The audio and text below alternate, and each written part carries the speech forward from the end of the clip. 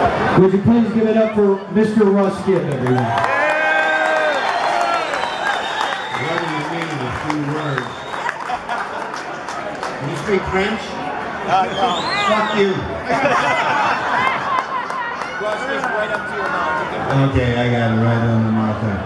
You know, a lot of people ask me about the Grande. The Grande wouldn't have existed. It would just be another club. There was a man named Gary Grimshaw who first came to me through the kindness of John Sinclair, and he came to me and he said, I want to make a poster. And I said, have you been to San Francisco? He said, yeah, I've been there.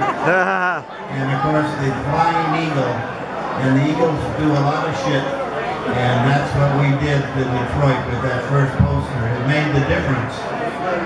But you know, the Grande Ballroom, a lot of people give me credit for it. I'm sorry, I can't take that credit. I'd like to list a few names, just for memory's sake for you. The manager was Tom Wright.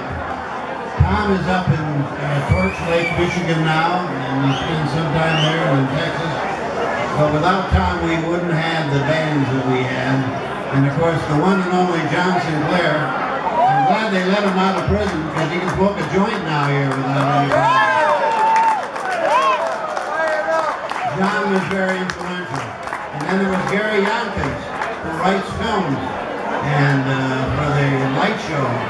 And then a guy that's standing right next to me that most people didn't know, but he came when I first opened it up to clean up the Grande, Steve Koch, right here. Let's hear it for Steve.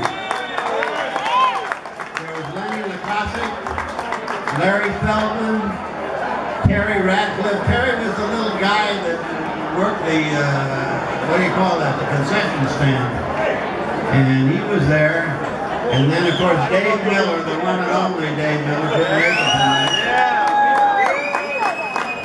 Frank Box, somebody told me Frank is in the audience. He was one of our managers, too. A great guy. And who else do I have down here?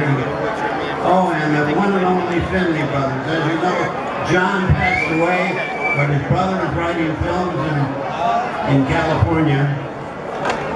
And then, of course, the mother of the Grande was Tyner's wife, Becky Tyner, and she's here tonight. And she was like the mother for the Grande. Did so much that nobody will ever know.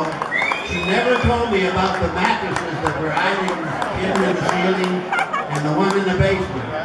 But she knew, but she was a good lady. The other thing I want to tell you, I had a guy come from Hollywood 2 weeks ago, and he has Incubator Films, incubatorfilms.com. Look it up. He wants to do a movie on my life and our times in the Grande Ballroom.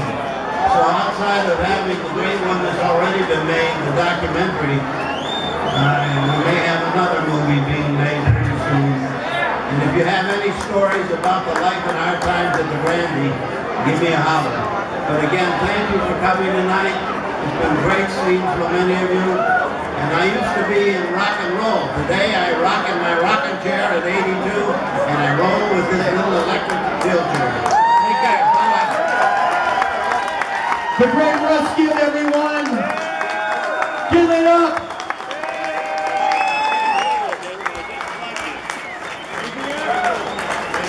How awesome is that? All right.